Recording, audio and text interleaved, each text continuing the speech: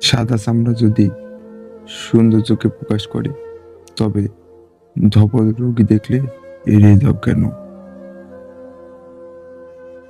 কালো রং যদি এতই কুৎসিত হয়, তবে কালো চুলের মায়ায় কেন পড়ো?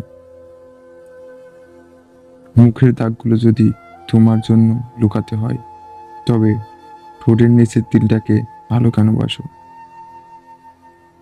ওয়েস্টার্ন পোশাকের মেয়ে যদি এতটাই ভালো লাগে, তবে শাড়ি পরা মেয়ে দেখে মুগ্ধ হও কেন? সাজগোজ যদি ভালো না লাগে, তবে কপালের টিপ আর চোখের কাজল কেন ভালো লাগে?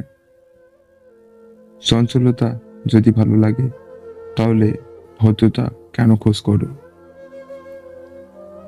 বেসামাল ভালোবাসা যদি চাও, পরিশেষে বেহায়া কেন বলো? সুতরাং নিজের পছন্দের স্থির থাকতে শিখো।